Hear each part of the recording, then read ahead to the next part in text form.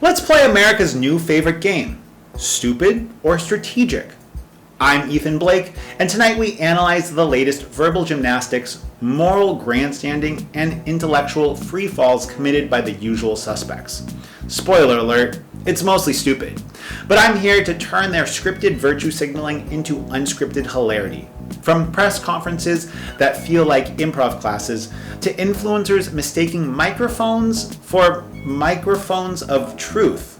This is the theater of the absurd, and I'm your snarky usher. So silence your outrage, sharpen your humor, and let's enter the arena. It's messy, it's maddening, and it's mine to mock.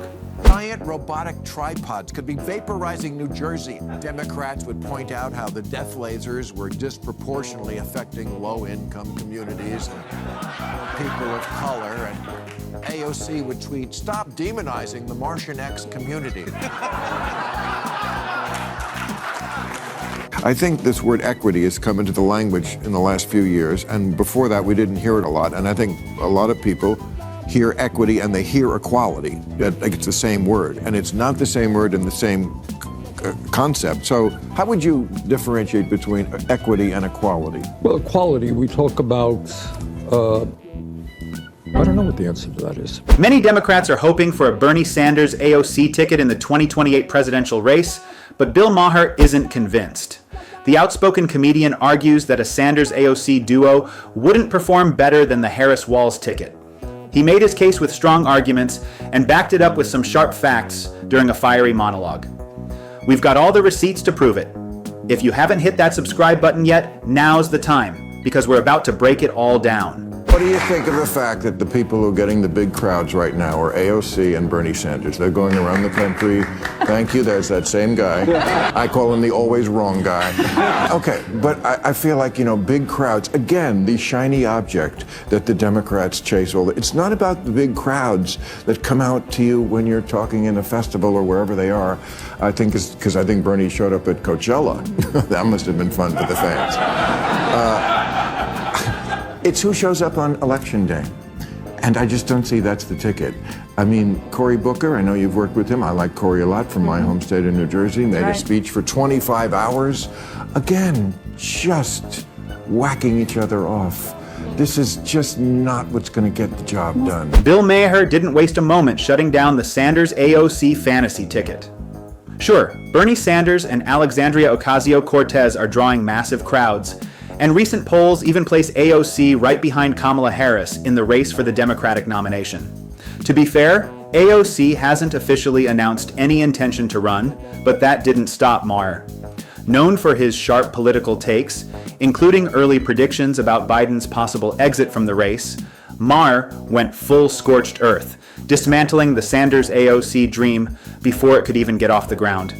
In his view, it's not just unrealistic, it's political suicide. He sees this ticket not as bold or visionary, but as a guaranteed loss. And when Maher speaks this bluntly, it's hard to ignore. Here's why he thinks it's doomed from the start. At an AOC Bernie Sanders rally in Idaho last month, someone threw a Palestinian flag over an American flag, and the crowd erupted in approval. What should have happened after that is one of the adults on stage should have told their young, loyal followers, this is not a symbol of freedom. This is. That's one of the main reasons Bill Maher says he won't support a Sanders AOC ticket. In his view, they're simply too woke and too hypocritical. He specifically called them out for their silence when far-left activists replaced an American flag with a Palestinian one during a protest. According to Maher, that moment demanded immediate condemnation from leaders like Sanders or AOC. Instead, their silence came across as approval of what he described as an obscene and deeply unpatriotic act. Maher has no patience for what he considers performative progressivism and America bashing. To him, anyone who seems to cheer for terrorists over their own country has no business anywhere near the Oval Office. That's why he dismantled the Sanders-AOC fantasy with ruthless clarity. In a recent interview with Don Lemon, Maher expanded on his position, shedding even more light on why he refuses to back what he sees as a reckless and unserious political pairing. For Maher, patriotism isn't optional, and silence in the face of anti-Americanism is disqualifying. love Nancy Pelosi. I think she's a very smart woman, but I think that era of the Nancy Pelosi type in the Democratic Party is over. I think that this is the era of whether, and I didn't like her policies at first, and I'm not necessarily in love with her policies, but people love AOC. People love Jasmine Crockett. People love Eric Swalwell and the like. And I think that the Democratic Party should put the people out there who the people want. They should put the politicians out there who the people want, who they're asking for, who are meeting the moment with the same energy that they're not asking for AOC. Yes, they are. The people you party with are. No. The people I party with don't like AOC. Oh, please. No, they don't at all. Well, most people don't. But she's AOC, very far left. Listening to Don Lemon can be downright frustrating. How can he criticize AOC's policies one moment, then turn around and argue she deserves to lead simply because that's who the people want? That's not just confusing, it's completely contradictory. He even admits that the people he socializes with don't like AOC. So which people exactly are demanding her leadership? It's obvious. Don's trying to walk both sides of the political line. He wants to appeal to the progressive base while quietly keeping his distance, playing it safe to maintain relevance without stirring controversy. Contrast that with Bill Maher, who doesn't care about applause or backlash. He says what he believes, no matter the fallout. Maher's not interested in playing it safe, he's interested in calling it like it is. That's what makes his commentary hit harder and cut deeper. He's not performing, he's telling the truth, and he's not afraid to offend. Because people will vote for AOC and Donald Trump on the same ticket. Because they're authentic. No, because they're authentic. I don't think, that, Don. I think you're wrong about that. What people like about people like Trump and Fetterman phony. is because it's irrelevant to her life. But you don't know her life. I know that being a gorgeous woman who I wouldn't even know was Hispanic in a city that has 1 million Hispanics and does not treat them badly. But that doesn't mean she doesn't struggle. That doesn't mean that she was set down. It implies it. But that doesn't mean that she was set down in a Hispanic ghetto in the Bronx and had to deal with that growing up, and that she's come from a working class family. It implies that it implies that in some way she's behind the 8 ball. Has Don Lemon actually been paying attention to the Trump campaign? Because if he had, he wouldn't even joke about the idea of AOC and Trump sharing a ticket. That concept is so far-fetched, it belongs in the realm of political science fiction. Ideologically, politically, and philosophically, AOC and Trump are complete opposites, like the North Pole and the South Pole. AOC champions socialism, open borders, and identity politics. She's the face of progressive wokeness, marching in protests, canceling pipelines, and constantly ringing the climate alarm. Trump, meanwhile, is all about results over rhetoric. He runs on America First, economic nationalism, strong borders, and unapologetic patriotism. Putting these two together isn't just unlikely, it's absurd. The idea that they could somehow join forces shows a complete misunderstanding of both their platforms and their base. If Don Lemon truly thinks that's a serious possibility, then maybe he's watching a different election than the rest of the country. But Bill Maher, he's laser focused. He sees through the political noise and stays grounded in reality, something Lemon might want to try sometime. I don't know if she's behind the 8 ball, but I don't think she's as privileged as many people who are in Congress right now. Is that privileged or not? She was a bartender. Yeah. You know, so I was a delivery boy. But I'm saying sometimes, Bill, you don't agree with Donald Trump's policies. No. But that's what the people want. Some of them. Whether you like her or not, I don't like what she did with Amazon in New York. But I think AOC she's a Democratic icon. Well, she's the wrong. If you think that's the direction the country, the Democratic. I'm not saying the policies that she espouses that's the direction, but I'm saying that you have to give the people who are out front speaking for the party, not the people who are. If you think she's evolving, I get it. It's hard to follow Bill Maher's argument when Don Lemon keeps interrupting and trying to force feed AOC's narrative. But if you cut through the noise, Maher's point is crystal clear. AOC's backstory isn't as underprivileged as she makes it out to be. She grew up in Yorktown Heights, a fairly affluent suburb, not some oppressed, marginalized neighborhood. Despite the political image she presents, she wasn't shunned for being Latina, nor did she grow up in poverty. That's why Maher raises a valid concern. If a politician is willing to bend the truth about their own background to score political points, what else might they distort once given real power? This isn't just about AOC's past. It's about what that kind of calculated dishonesty could mean for the future of American leadership. Maher is asking a bigger question. Can someone who rewrites their origin story be trusted with writing the next chapter for the nation? You can get AOC there toward the middle, but, again, for the people that come up to me, Bill, what are we going to do? Well, you can't do much because you lost all the levers of power. What you can do, the thing that you can do, is get on your side to not look crazier than him.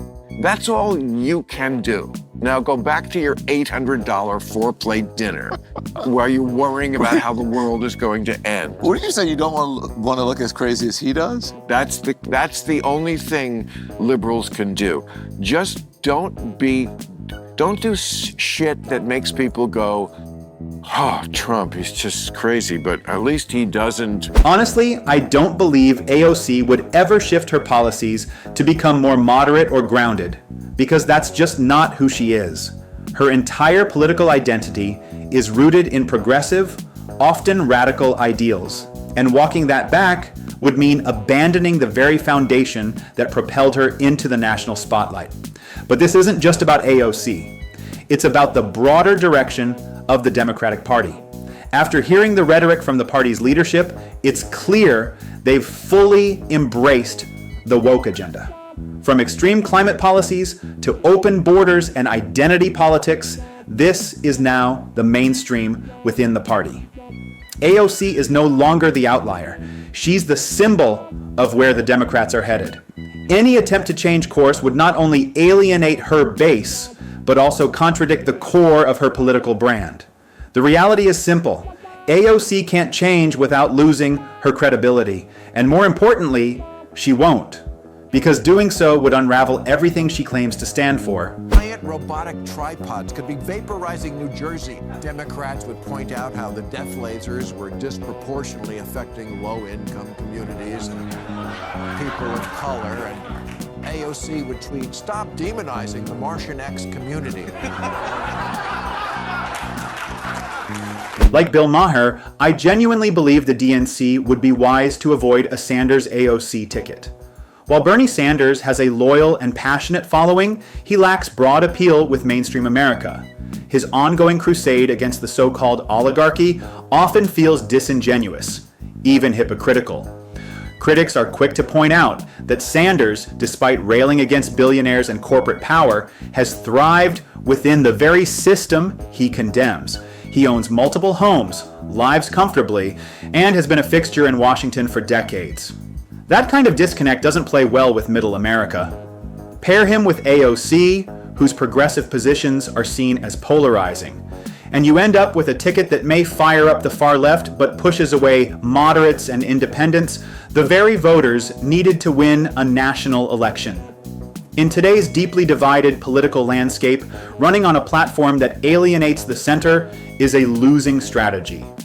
It may excite the base, but it won't carry the country. I think this word equity has come into the language in the last few years, and before that we didn't hear it a lot, and I think a lot of people hear equity and they hear equality, that like it's the same word, and it's not the same word in the same concept. So how would you differentiate between equity and equality? Well, equality, we talk about, I don't know what the answer to that is. Come me to think of it, equality is equality of opportunity. All right? We live in a society, we want all people to have whatever color your skin is. Equity, I think, is more guarantee of outcome, is it not? I think so. I think that's okay. So which side do you come down on? Equality. One of the most frustrating things about the modern woke left is their tendency to throw around ideological buzzwords they can't even define. It's all style over substance. Empty phrases repeated endlessly with no real understanding behind them. Bernie Sanders is a prime example of this problem.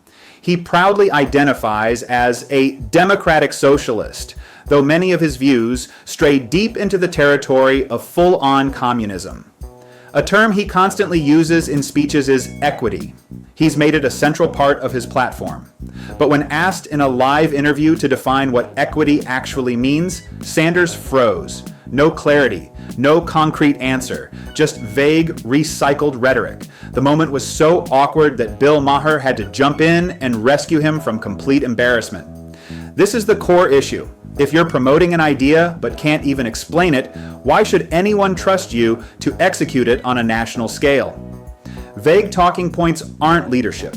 When Sanders is confronted with hard facts, especially from sources like credible polling data, he tends to fall apart. In a recent discussion, Maher presented statistics.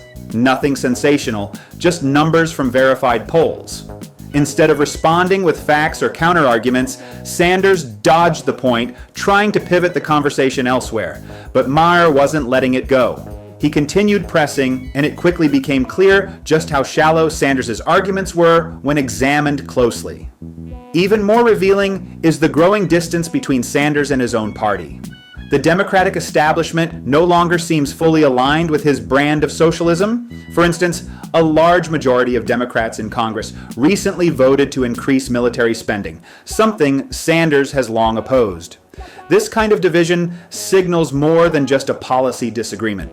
It shows that Bernie is increasingly out of step, not only with the nation as a whole, but with the very political party he represents.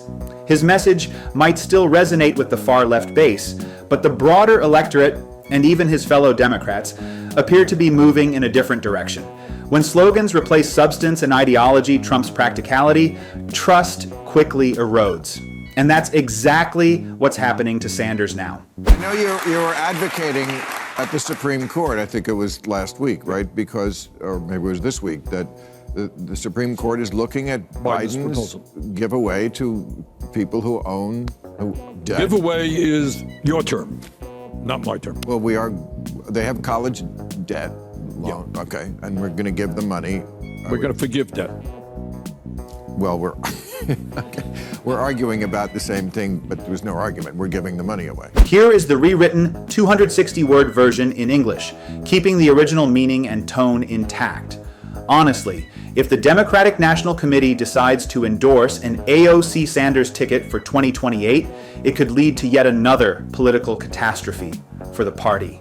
It would feel like déjà vu, a repeat of the uninspiring Harris-Walsh ticket, which failed to energize voters or unify a deeply fractured base.